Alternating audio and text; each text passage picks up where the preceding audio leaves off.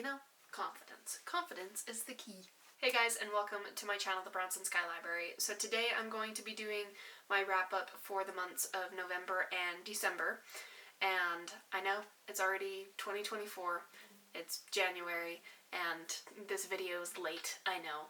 But, you know, that's just what it's going to be like. I'm also going to be doing a favorites of 2023 video as well, and that obviously is going to be a little bit late because it's not 2023 anymore, but you know, that's just the way of things. So anyway, I'm going to start out with November, the books that I read in November. I didn't read much in November. I read less in December than in November, but in November I didn't read a lot. But in November I did read 2 books, both fairly short. One of them I think is technically a novella.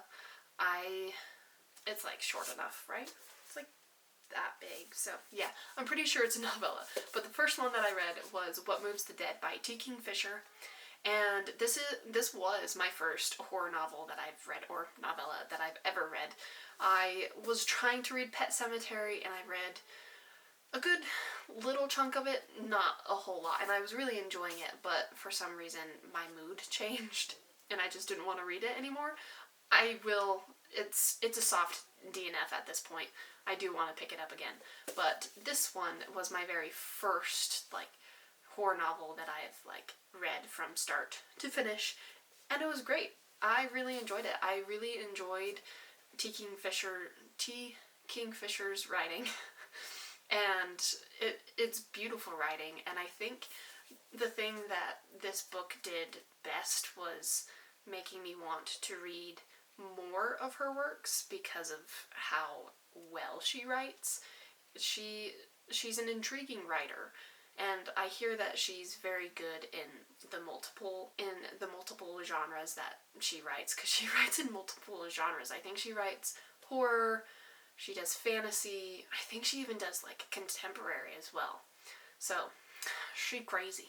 But I hear that she's like a really good writer, and I mean, it showed in this book as well. But this book was very intriguing. I loved the mystery, and even though it was like a simple read. Oh, also, before I move on into like the full review, this book is based off of Edgar Allan Poe's House of Usher, or like The Fall of the House of Usher. Yes, I haven't read it, but that's what it's based on. And it was really intriguing. I really liked the mystery behind the hares and trying to figure out what was going on. I think it was a little bit easier for me to figure out what was happening, but it was still, the way she wrote it still felt engaging, and it was really fun. It was a really good read, and I really enjoyed it, and so now I'm excited to read more horror novels because my first one was good. So yeah, there's not much to say other than that. It was short, simple, and intriguing, and cool, and the writing was pleasant. I have another book by her. It's Nettle and Bone. That's a fantasy, and I hear that one's really good, so I'm excited to pick that up eventually. But yes, so What Moves the Dead was good. You should read it too, if you're a fan of horror. Or if you don't like horror, this is a good, like, starting point. So yeah, anyway, this is the first one that I read. And then the second book that I read was Percy Jackson and the Olympians, The Chalice of the Gods. This was wholesome. This was amazing. This was perfection. I loved it so much. So this is part of the Percy Jackson universe, obviously, because it says Percy Jackson right there. But anyway, I guess you could technically say this is the 6th book in the Percy Jackson and the Olympian series. I think there's going to be a trilogy, or like a new trilogy, but this takes place after the Heroes of Olympus, but before the Trials of Apollo. And this is where Percy is trying to get into college, and in order for him to get into a certain college, he needs 3 recommendation letters from 3 different gods, and the way that he has to do that is fulfill 3 quests for each of these gods. So one quest for each of these individual gods. And so this is what the first one is. It's his first quest for the first god. And it was really fun. Like, it's not, because we kind of already know that he's in Trials of Apollo, so a little bit. So we already know that he survives all these quests that he has to go on. But it still was very, very fun. Like, so it's not like super high stakes or anything, but it still was, again, it was so wholesome. I don't know. And it was just so great to be back in Percy's perspective.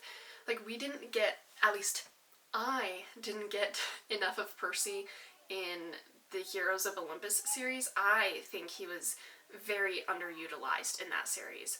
I think, and especially in the fourth book, I think it's The House of Hades or something. Yeah, The House of Hades. In The House of Hades, we have, spoiler, by the way, we have Percy and Annabeth in Tartarus, and that is so cool. Like, that is such a cool idea. I was so excited to read all of the things that happen to Percy and Annabeth in Tartarus in that book. Their chapters were the shortest chapters in that whole entire book, and I was upset. I'm like, Rick, what are you doing? Like, you have so much to do to, like, you can do so much, and you do so little. Anyway, this isn't about the Heroes of Olympus. This is about Percy Jackson and the Olympians, the Chalice of the Gods. That's what this is about. But yes, this book, so good. I mean, it's not like the best book ever. No.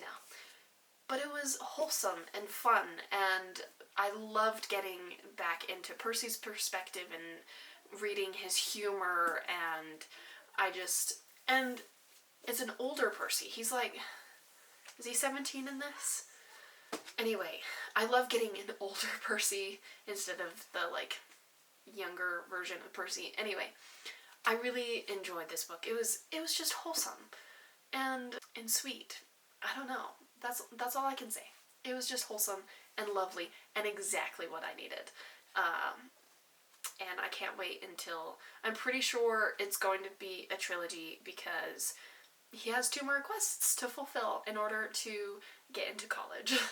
Anyway, so if you're a Percy Jackson fan, this book is definitely worth it. Like, you will love it. If you love Percy, you're gonna love this book. It was great, and it has Annabeth and Grover, so it's just the original trio again, and I loved that. And again, it was so wholesome.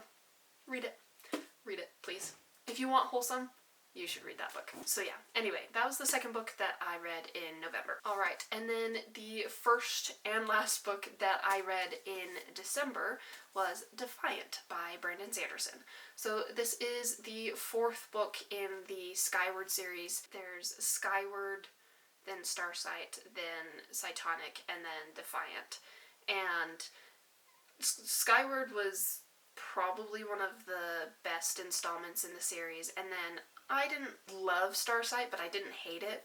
It was good, but it wasn't my favorite. And then I know that Cytonic was actually, like, everybody's least favorite. Like, not very many people liked Cytonic, but I actually really enjoyed Cytonic.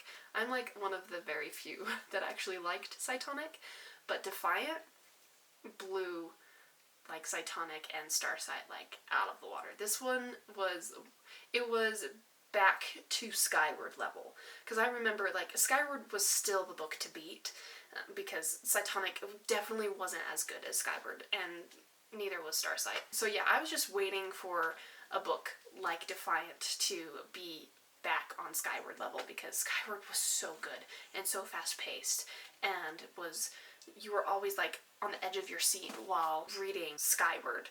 But then I was never really on the edge of my seat with Starsight or Cytonic, but Defiant. And with Defiant, I wasn't necessarily on the edge of my seat. But like with Skyward, I always wanted to just like constantly pick it up. I just had to continue to read it, even when I was like doing something else. And with Defiant, it wasn't really like that. Like I would set it down and it wasn't like, oh, I have to go read Defiant because it's so good. But every single time I picked it up, I was like, wow, why haven't I been reading this more? Because this is so good. Like I loved every moment in this book. And anyway, the things that Sanderson did super well with Defiant was the character development. Spence's character development from Skyward to Defiant was phenomenal. Like, I mean, Spencer is this weird, just weird teenage girl, very obsessed with warriors and death. But she was weird and she was lonely, and then in this book, like, she grew so much. I don't know how to explain how much she grew. She just like she became an adult. Like she was the same Spencer while learning so many new things and taking what she learned and actually growing from that. Like, oh my gosh. And also I just loved, so in Starsight and Cytonic, Spencer wasn't with the original group that we had read about and met in Skyward, and so, but in Defiant, she's back with that original group that we met in Skyward, and when she's with them, she still feels like she doesn't belong because she's been away for so long, and they have made new memories without her, you know? And Sanderson did that so well. He wrote that perfectly. And I think he writes it from experience because, like, I've had similar experience. So I grew up in the same church as Brandon Sanderson did, and Brandon went on an LDS mission. I also went on a mission. And it's weird because, like, I left and I gained new friends on my mission and I made new memories. But then when I got back home and came back to my friends and my family, they had made memories with like other people there at home, while I basically came back home and I was starting from where I left off when I like had left on my mission. And so I also felt like kind of out of place too. It was like, wow, my friends have and family have like so many different memories, and like they've had like this whole life, and I'm like, I paused my life and made some memories, sure, but now I'm like here and I'm trying to like start my memories from when I left. Like, if I don't know if that makes sense, but Brandon Sanderson did that so well in this book, and there were so many moments in this book where I just felt for Spencer so much, and I actually, not gonna lie, I actually cried. I cried because there were just moments that I was like, wow, like the emotional hits were just, they were there. It hit me so hard, and I actually, not gonna lie, I cried. Anyway, so yes, the character development, the emotional impact in this book was super well done. The action and the story itself was good too, but I just loved the individual character moments that Spencer had with each of these characters, because they just hit so well, and I was like, oh, this is so good. Oh my goodness, I loved this. I loved this book. It's also what I needed. It's also what the series needed, I think. And I heard somewhere that there's also Skyward novellas that you can read.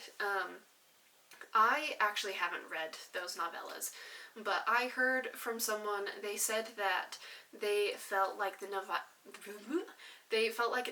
novellas were more important to the story of Defiant than Cytonic was. But for me, I disagree, but I think I disagree only because I haven't actually read the novellas, and I did read Cytonic, obviously. And so, for me, like, I felt as if the novellas weren't that important to the story, because I haven't read them, I don't know.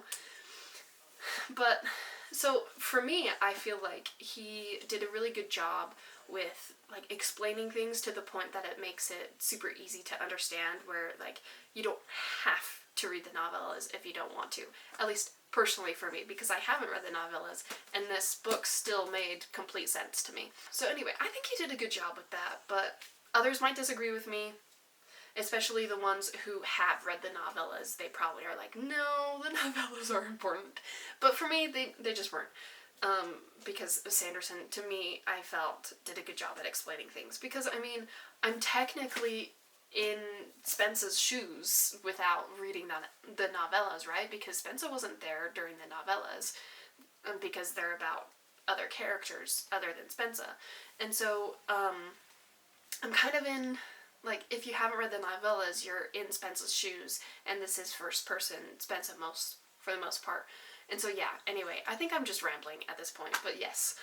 I don't think the novellas are extremely important, but they do have some good information, I think. Anyway, and the conclusion was really good. I really liked the conclusion to this particular Skyward series. That's all I'm gonna say. Anyway, I enjoyed it. Again, the emotional hits were probably one of the best parts about this whole entire book, for me, at least. And the character growth, oh man, the character growth was so good. So yeah, anyway, Defiant. You should go read it if you've read Skyward, Starsight, and Cytonic. If you haven't read Skyward and you've heard some mixed feelings about Starsight and Cytonic, you should still give the series a go, because Defiant was amazing. And it totally brought the series together. It made it a really good series, in my opinion. I really like this series. I don't read a lot of science fiction, though, so there's probably a lot better sci-fi books out there, but I really enjoyed it, so you should read it. Okay. Anyway, those were the books that I read in the months of November and December, and I would do, like, a little TBR for January and February in this video, but I'm a mood reader, and I really don't know what I want to read. I'm currently reading The Winners by Frederick Bachman right now. I started that in December, but I didn't read a lot enough to, like, talk about it in this video, and I haven't finished it. So that is definitely, it's my currently reading right now. And then after that, I don't know. I really don't know what I'm going to be reading next. So I guess I'll maybe give a few options. I might read The Art of Prophecy by Wesley Chu, maybe Threads of Power by V.E. Schwab, maybe Lord of the Rings, like the second book, maybe Harry Potter 6. We'll see. That's my tentative, TBR. That's my tentative TBR for the months of January and February. We'll see where it goes, because I'm a mood reader. Anyway, I will see you guys in my next video. I hope you guys have a lovely rest of your day, night, wherever you are at in the day, and I will see you guys in my next video, which I already said that. Okay, anyway, bye!